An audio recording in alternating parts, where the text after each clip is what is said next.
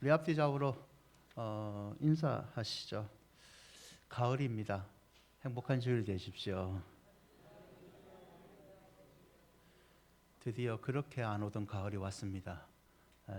조금 쌀쌀해지셨죠. 감기들 조심하시고요. 여러분, 상대방의 동의 없이 지속적으로 접근하여 괴롭히는 불법 행위를 우리는 스토킹이라고 얘기를 해요. 이 스토킹은 접근하다, 몰래 다가가다는 스톡이라는 단어에서 유래를 합니다.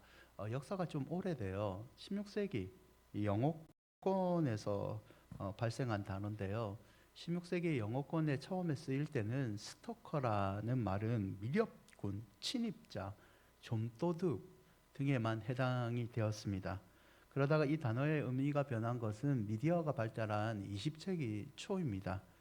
당시 연예인들 등 유명인들을 괴롭히는 사람들이 나타나는데요. 미디어는 이런 사람들을 스토커, 그리고 그 괴롭히는 행위를 스토킹이라고 부릅니다. 이후에 원하지 않는 상대방에게 지속적이고 반복적으로 하는 행동을 이제는 범죄 형태가 되죠. 폭력을 뛰어넘어서 살인까지 하기 때문에 심각한 사회 문제가 되고 있습니다. 우리나라에 그 형사연구원이 있어요. 이 형사연구원이 지난 6월 기준으로 스토킹 처벌법 위반으로 가해자가 이 징역형을 선고받아 수감 중인 스토킹 사건 112개를 분석을 해요. 그 중에서 67%가 강도가 셉니다. 폭행, 강급, 협박, 상해 등의 폭력을 동반하는 것으로 밝혀졌습니다. 이 더 충격적인 것은 전체 스토킹의 가해자, 이 가해자가 나와 평소에 친밀한 관계였다가 10건 중에 8건입니다. 즉 61%가 전 배우자, 연인일 경우가 많고요.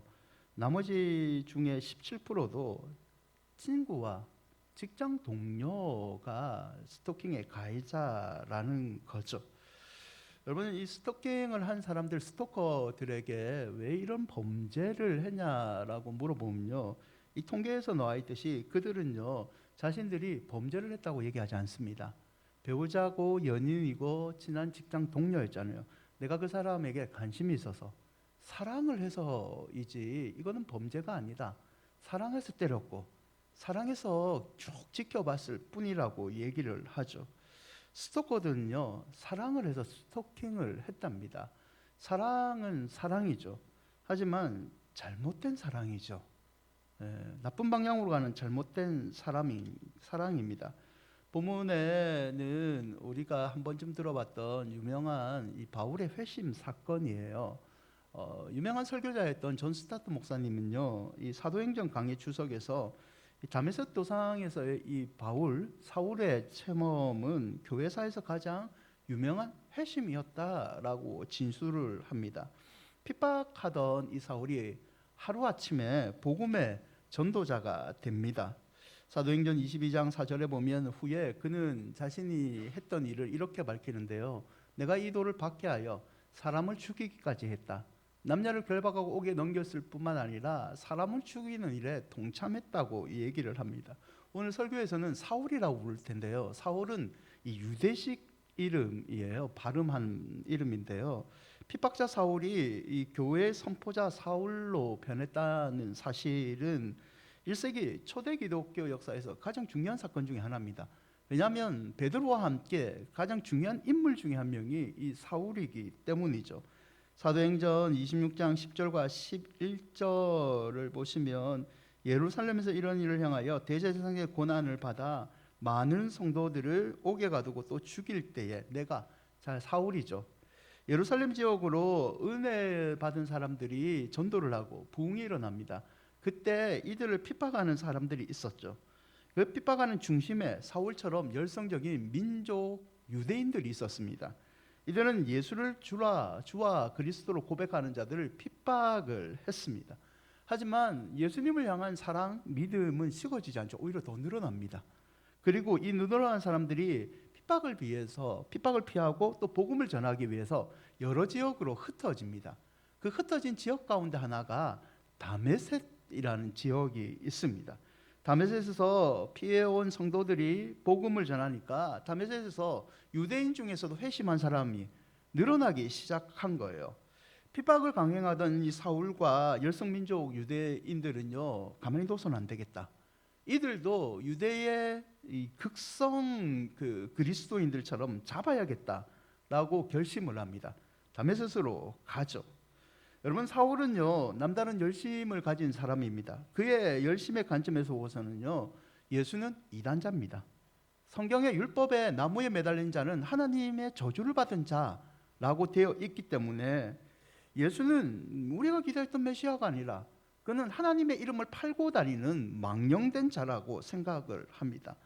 그래서 유대로부터 240km 떨어진 먼 곳이죠. 이 다메섹에서 유대인들 중에 회심한 그리스도인들을 잡으러 떠납니다. 요세푸스라는 유대 사학가의 역사가에 의하면요, AD 66년에 네로 황제, 꽤 유명한 사람이죠. 이 네로 황제에 의해서 다메섹에서만 기독교인들이 10,000명이 처형됩니다. 그만큼 이 다메섹이라는 지역도 예수 믿는 사람들이 많았고 그들이 진짜 믿음을 지켰던 사람이죠.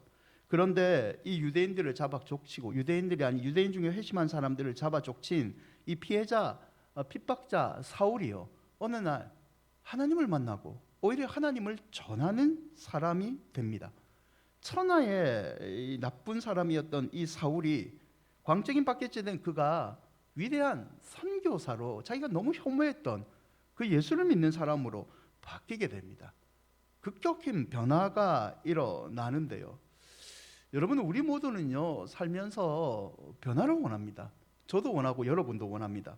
때로는요, 저도 이 성경에 나오는 사울처럼 어느 날 하나님이 저에게 음성을 들려주시고 네가 목사로서 서울을, 아니 대한민국을 품어라, 이런 극적인 음성을 듣기도 원하고요, 기도 가운데 환상을 보기도 원하는 그런 변화를 갈망하는 마음이 있습니다. 좀 더 나아졌으면 좋겠다. 내 믿음 생활이 좀 더, 내가 더 이상 믿음이 흔들리지 않고 시험도 안 들고 그렇게 하나님을 위해서만 살아가면 좋겠다. 돈과 뭐 자녀 이런 갈등하지 않고 오직 하나님 말씀대로만 쭉 살아가면서 고난이 닥쳐와도 여호와는 나의 목자시니 내게 부족함이 없으리로다, 이 믿음의 노래를 나도 부르고 싶다. 그렇게 나는 변할 수 없을까 등등의 고민은 저희들은 가지고 있죠. 여러분, 이런 변화는 결국 어떻게 이룰 수 있을까요?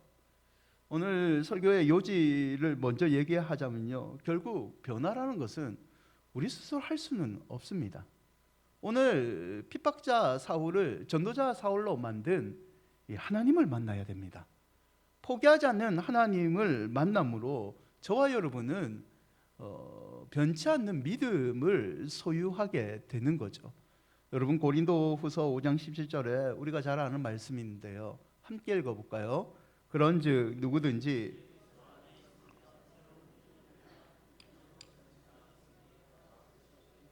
믿음을 가진다는 것은요, 이 고린도후서 5장 17절이 말한 것처럼 변화를 동반합니다. 그리스도 안에 예수를 믿는 순간 누구든지 이전 것은 지나가시고 새 것으로 변했다.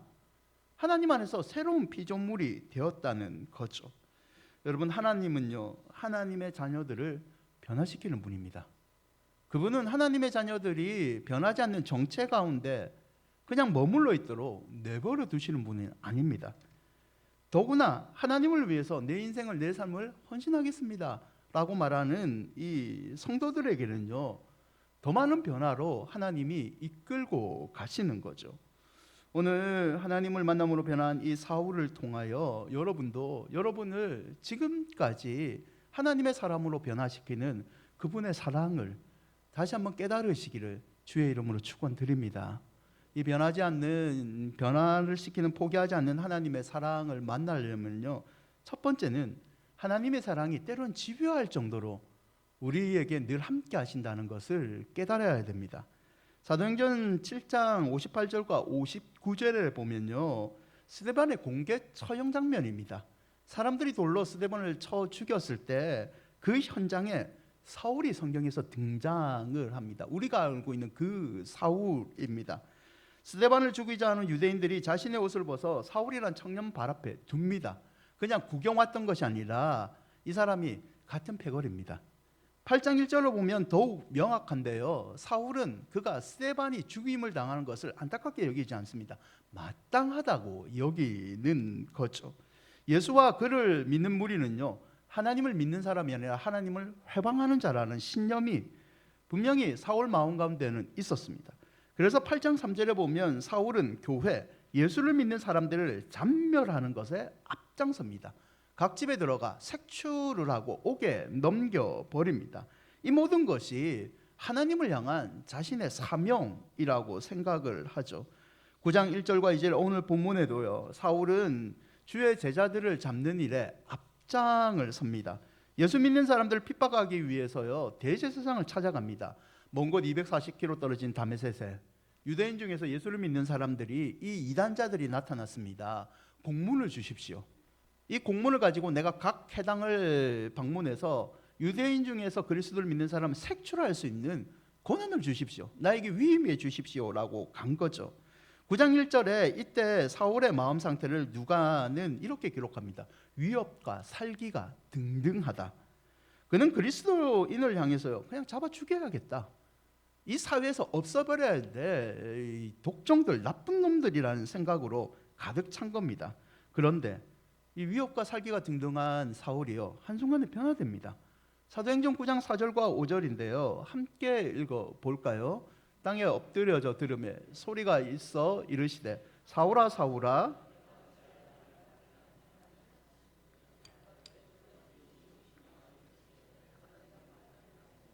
살기 등등한 마음을 가지고요, 이 다메섹으로 급하게 그리스도인들을 잡으러 가고 있는데 다메섹 도상 언덕에 이르렀을 때에 웬 음성이 들립니다. 사울아 사울아, 누구십니까?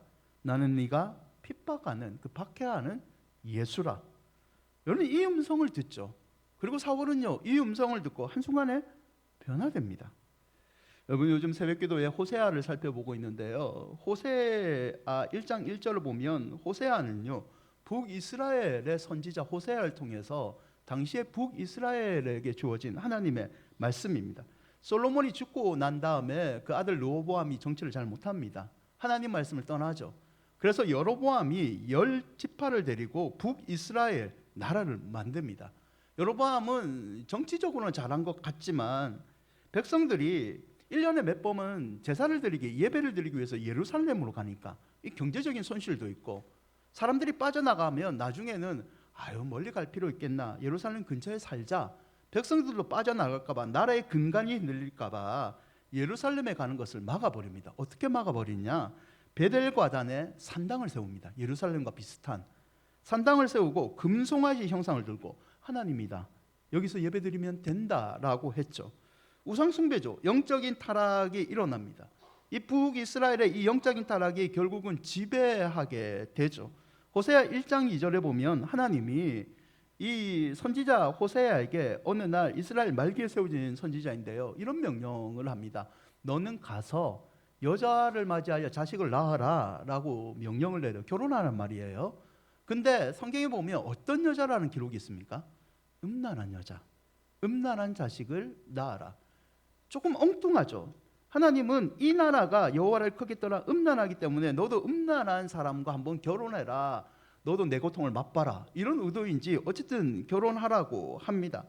호세아가요, 순종해서 결혼을 합니다. 그런데 문제가 생깁니다. 호세 아내가요, 이 음란함을 떨쳐내지 못합니다. 결혼을 하고 남편으로부터 도망을 칩니다. 도망을 치서 다른 남자를 만나는 거예요. 이쯤 되면 하나님, 저 할 만큼 했습니다, 이제 끝내도 되겠죠? 그래, 너 수고했다, 내 고통 조금 맛봤지, 이렇게 끝나야 되는데 하나님이 황당한 명령을 내려갑니다.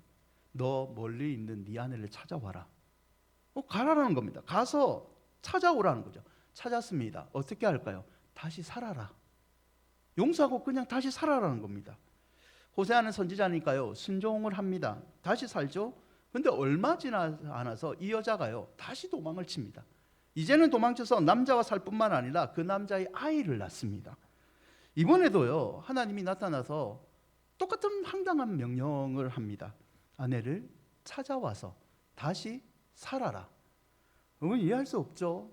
하나님 좀 잔인한 사람 아닙니까? 호세아를 괴롭히는 것도 아니고 하나님은 왜 황당한 명령을 이 호세아 선지자에게 시켰을까요? 호세아 6장 1절과 3절을 보면요, 하나님이 호세아에게 이런 명령을 시킨 의도를 우리는 조금 알 수 있는데요. 함께 읽어볼까요? 오라 우리가 여호와께로 돌아가자. 여호와께서 우리를 찢으셨으나 도로 낫게 하실 것이요 우리를 치셨으나 싸매어 주실 것입니다. 여호와께서 이틀 후에 우리를 살리시며 셋째 날에 우리를 일으키시리니 우리가 그의 앞에서 살리라. 그러므로 우리가 여호와를 알자. 힘써 여호와를 알자. 그에 나타나시면 새벽빛같이 어김없나니 비와 같이 땅을 적시는 늦은 비와 같이 우리에게 임하시리라 하니라. 호세아의 이 임나엘자의 결혼을 통해서 하나님은요 한 가지를 보여주기 원합니다. 그게 뭐냐? 포기하지 않는 하나님의 사랑입니다. 때로는 하나님을 떠나 멀리 떠날지라도 끝까지 집요할 정도로 찾아가서 내가 선택한 백성이라면 내가 데리고 와서 그 음란함도 고치고 때로는 상처도 치유해 주면서까지 나의 사람으로 만드는 그 집요한 하나님의 사랑을 보여주기 위해 호세아에게 이 황당한 명령을 내렸다는 겁니다. 사랑하는 여러분, 하나님은 우리를 찢으셨으나 도로 낫게 하시는 분이십니다. 아멘. 때로는 우리를 치시는 것 같지만 그게 결국은 치는 것이 아니라 우리를 바른 길로 인도하시는, 마치 부모가 아이들을 훈계하는 그런 싸매어 주시는 집요한 사랑을 보여주시는 하나님이십니다. 오늘 본문에도 사울아 사울아 네가 어찌하여 나를 핍박하느냐, 너 지금은 내 사랑을 못 깨달아서 나를 핍박하는 것 같지만 나는 너를 사랑하여 너를 결국 내 사람을 만들고 나의 나라를 함께 이루는 동력자로 만들 것이라는 하나님의 포기하지 않는 사랑의 음성을 사울에게 들려주고 계시는 거죠. 여러분, 하나님은요 오늘날 저와 여러분에게도 찾아오셨습니다. 아멘.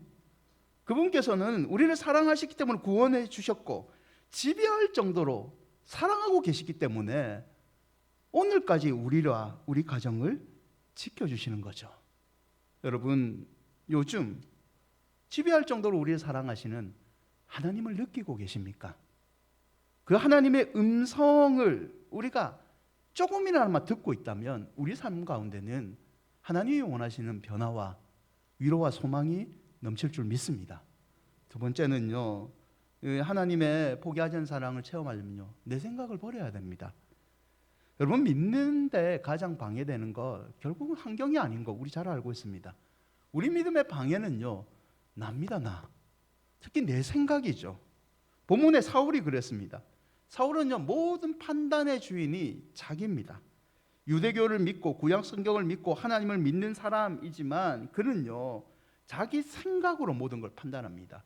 구약 성경을 제대로 알면요 예수님이 다윗의 자손이고 하나님이 보낸 메시아인 걸 깨닫게 됩니다. 하지만 그는 자기 판단을 해서 하나님을 믿었기 때문에 예수 믿는 사람은 이단이라고 생각합니다. 그래서 240km 먼 지역이지만 스스로 나서서 예수 믿는 이단자들을 잡아서 감옥에 족치기 위해 떠났던 것 아니겠습니까? 9장 3절 다시 다메섹 도상으로 가보시죠. 사울이 걸어가는데요 다메섹 가까이 이르렀을 때 호련의 하늘로부터 빛이 그를 둘러쌉니다. 태양보다 강력한 빛이 사울에게 쏟아 내려지죠. 4절에 보면요 얼마나 그 빛이 강렬했는지 땅에 엎드려 꼬꾸러집니다. 꼬꾸러진 상태에서 소리가 들리죠. 내가 어찌하여 나를 핍박하느냐라는 소리가 들립니다. 그런데 이런 소리를 듣고 난 다음에 사울이 가장 먼저 한 말이 뭐냐면 9장 5절을 보면 사울이 이렇게 얘기합니다. 주여 누구시니까? 주여라는 단어를 먼저 쓰죠. 하늘 존재에 대해 사용하는 존경의 표현입니다. 여러분, 사울은요 자신의 생각 안에서 모든 것을 판단합니다. 이 빛이 내려왔다. 이 빛이 도대체 뭐지? 저 이상한 음성은 뭘까? 내가 생각하기에는 이렇게, 뭐 성경의 표현이 안 됐지만 이렇게 갈 수 있지만 그가 먼저 얘기했던 게 주여 누구시오리까? 무한한 힘을 가진 존재에게 지금 이 상황이 어떻게 일어난 상황입니까? 나는 당신이 누군지 정확하게 모르겠지만 당신이 말하는 대로 한번 따라가겠다는 의지의 표현으로 주여 누구시니까 라는 표현을 썼다는 거죠. 후에 이 사울은요, 과거의 자기 자신을 이런 말로 표현한 적이 있습니다. 디모데전서 1장 13절인데요. 내가 전에는 비방자요, 박해자요, 폭행자였으나 도리어 긍휼을 입은 것은 내가 믿지 아니할 때에 알지 못하고 행하였습니다. 자기가 다메섹 도상에서 예수님을 만나기 전에는 자기 의로 하나님 앞에서 충성하는 마음으로 했던 행동이 잘못됐다는 겁니다. 내 판단이 틀렸다는 거죠. 그 행동은 오히려 박해자고 폭행자였던 나쁜 행동이었다. 이제는 내가 내 스스로 판단하지 않고 하나님과 하나님의 말씀으로 판단했을 때 그건 잘못됐다는 겁니다. 판단의 주인이 하나님으로 바뀐 것 아닙니까? 여러분, 내 생각을 버리지 못하면요, 진짜 하나님을 만나지 못합니다. 하나님을 만나도 내 생각 안에서만 만납니다.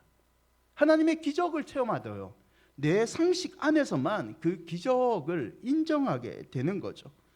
하나님은 우리에게 포기하지 않고 무한한 사랑을 주시는데 우리는 그 사랑을 내가 이해하고 내가 판단하는 안에서만 혹시 체험하고 있지는 않습니까? 여러분, 진짜 변화를 원하시면요, 여러분 삶 가운데 사울과 같이, 때로는 다윗과 같은 인생을 살고 싶으면요, 우리의 생각을 버려야 됩니다. 때로는 아브라함처럼 갈 바를 알지 못해도 하나님의 생각에 우리를 맡길 수 있는 믿음을 여러분 보여야 됩니다. 셋째는요, 자연스럽게 하나님의 사랑을 체험하면 그분께 모든 것을 맡겨야 됩니다. 9장 7절에 보면 길에 같이 있던 사람들이요, 소리는 듣는데 아무도 보지 못했다라는 표현이 있습니다. 사도행전 22장 9절에 이 사울이 옛날 다메섹 도상의 사건을 회상했을 때는요, 나와 함께 있는 사람은 빛은 보면서 나에게 말씀하시는 이의 소리는 듣지 못한다라고 얘기를 합니다. 9장에서는 소리는 같이 있던 사람이 들었는데 22장에는 듣지 못한다라고 조금 다른 표현을 쓰죠. 이거는 조금 이해할 필요가 있는데요, 같이 갔던 사람들은 소리를 들었습니다. 그런데 이 사람들은요, 그 말의 뜻을 이해하지 못합니다. 그래서 22장에는 이 사람들이 소리를 듣지 못했다, 이해하지 못했다라고 표현을 하죠. 여러분, 소리는 들었는데 이해는 사울만 합니다. 사울이 이해했던 증거가 22장 10절에 나오는데요, 22장 10절에 사울은 이런 말을 합니다. 함께 읽어볼까요? 내가 이르되 주님 무엇을 하리이까? 주께서 이르시되 일어나 다메섹으로 들어가라. 내가 해야 할 모든 것을 거기서 누가 이르리. 자기가 핍박했던 예수가, 자기가 그렇게 찾던 메시아를 깨달은 순간 사울이 했던 말이, 내가 당신이 했던 말을 다 이해하고 당신을 믿습니다. 이제 나 어떻게 합니까? 다른 말로 표현하면 이제 내 행동과 내 인생은 하나님 하라는 대로 하겠습니다. 하나님께 모든 것을 맡기겠습니다 라는 뜻이죠. 그래서 그 다음에 이 사울의 행동을 보면 사도행전 9장 9절에 보면 사흘 동안 보지 못하고 먹지도 마시지도 아니하니라. 사흘 동안 식음전폐를 합니다.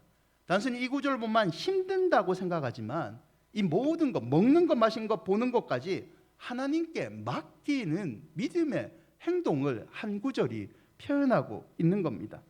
힘든 시간이지만 이 사흘 동안 하나님은 자신에게 맡기는 사울을 변화시키는 작업을 들어간 겁니다. 그 위에 아나니아를 보내셔서 눈을 치유해 주시고 나중에 바나바를 통해서 사울을 믿음의 온전한 사도로 하나님이 만드는 가정의 첫 출발점이었던 거죠. 여러분, 요나서 1장 17절을 보면요, 하나님 말씀에 분수령하에 도망치던 요나가 풍랑을 만납니다. 이게 여호와께서 자기를 치는 것을 깨닫고 물속에 자기 자신을 던져버립니다. 그때 하나님께서 물고기를 보내서 요나를 삼켜버리죠. 근데 성경은 뭐라고 기록하고 있냐면 하나님께서 물고기를 이미 예비했다, 원래 계획을 가졌고 있다, 그리고 요나를 삼켰고 3일 반낮을 요나를 물고기 뱃속에 두었다라고 표현을 합니다.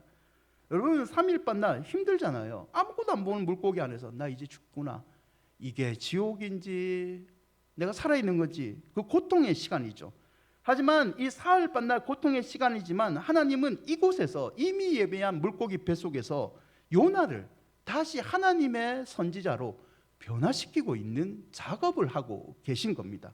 그리고 요나도 사흘반날 물고기 뱃속에서 자기 인생을 다시 하나님께 맡기는 훈련을 하고 있는 거죠. 창세기 22장 3절과 4절을 보십시오. 아브라함이 하나님의 명령에 순종하여 이삭을 번제, 불로 태워서 제사를 드리는 제물로 쓰기 위해 길을 떠나고 있었습니다. 근데 성경의 끝에 보면 4절에 이런 기록이 있죠. 제3일에 아브라함이 눈을 들어 그곳을 멀리 바라본지라. 3일 동안 걸어서 아들을 제물로 바치기 위한 시간을 이 아브라함이 보냅니다. 여러분, 아브라함의 마음이 어땠을까요? 하나님의 말씀에 순종하지만 100살에 얻은 아들입니다. 여러분, 저는 제 아들을 사랑합니다. 제 아들이 지금 제 말을 잘 듣지 않는 그 시기가 왔지만 그래도 나는 하나님 내 아들을 바치라고 하면 난 못 바칩니다. 차라리 그때는 참 존경스러운 부모처럼 저도 그런 말을 할 것 같아요. 저를 데려가십시오. 그런데 아브라함이 지금 그 아들을 바치러 어려운 사흘을 가고 있습니다. 매우 큰 고통이죠. 하지만 이 고통의 시간은요, 아브라함의 믿음이 단단해지는 시기입니다. 그는 괴롭지만 그래도 나는 하나님을 믿습니다. 이삭을 바치라는 하나님이 결코 악하게 행동 안 하시고 결국 나에게 선하게 행동하실 것을 믿습니다.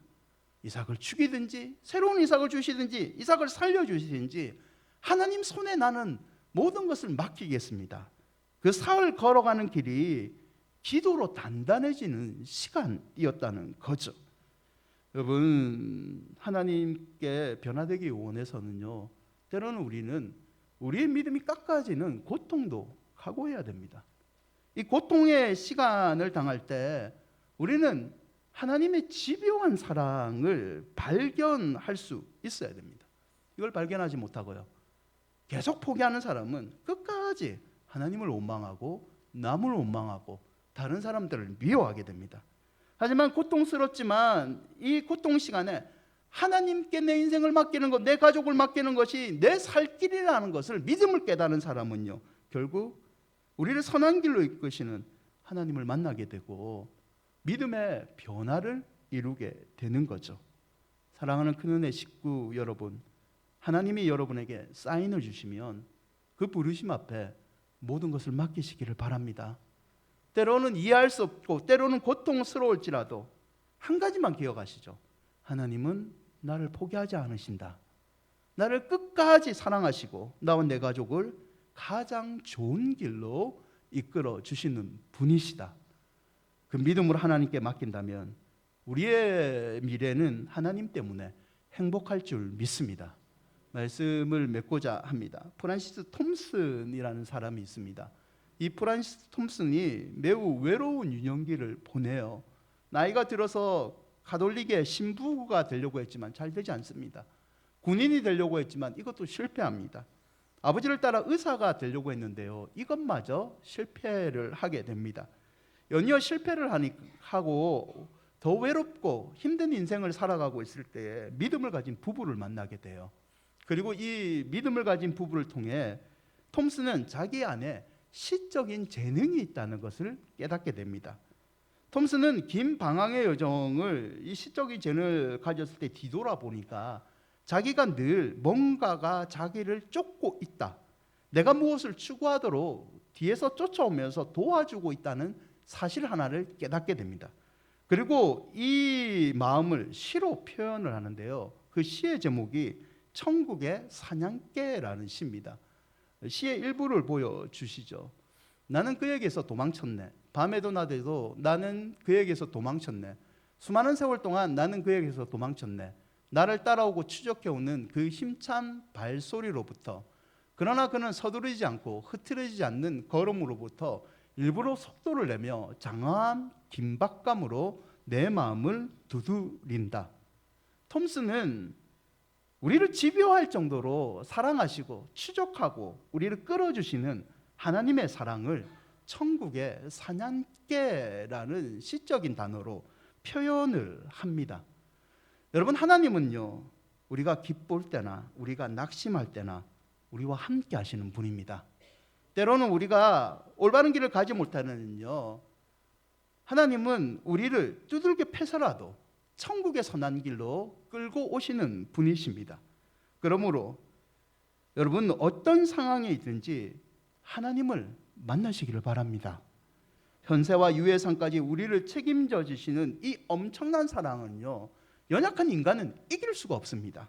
어차피 진 싸움이라면 기쁨으로 그분의 은혜에 승복하는 것이 인생을 가장 지혜롭게 사는 방법이 아니겠습니까? 포기하지 않는 하나님의 사랑이 여러분의 삶 가운데 넘쳐나고 우리가 그 사랑을 갈망하기를 바랍니다. 그리고 그 갈망하는 마음이 있다면 이제는 나만 그 사랑을 누리지 말고 아직까지 이 사랑을 모르는 사람들에게 전하는 하나님을 위한 헌신도 있어야 되지 않겠습니까? 사울이요, 하나님의 포기하지 않은 사랑을 깨달은 다음에 자기의 일생을 이렇게 표현을 합니다. 사도행전 20장 24절인데요. 함께 읽어볼까요? 내가 달려갈 길과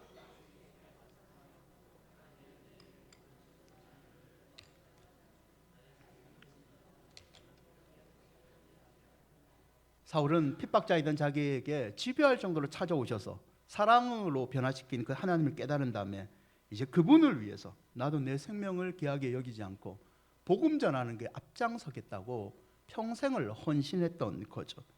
사랑하는 여러분, 한 영혼에게 가시기 바랍니다.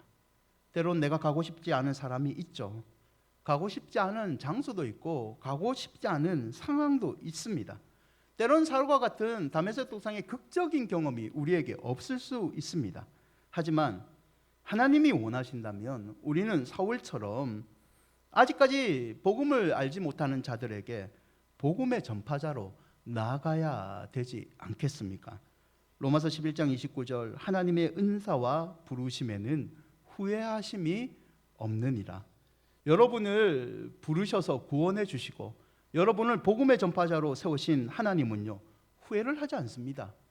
하나님은 자신의 선택을 후회하지 않는데 어느 순간 우리가 하나님을 믿는 믿음을 후회하고 있지는 않습니까? 여러분, 세상 그 누구도 나를 믿어줄 수 없을지라도 하나님은 내 인생의 확실한 보장이십니다. 그분만큼 우리 인생을 책임져 주시는 분은 없습니다. 아무쪼록 여러분의 판단을 내리시고 집요할 정도로 나를 사랑하시는 하나님 손에 모든 것을 맡기셔서 하나님이 원하는 그 사람이 여러분이 되시기를 주의 이름으로 축원드립니다. 우리 찬양하시죠.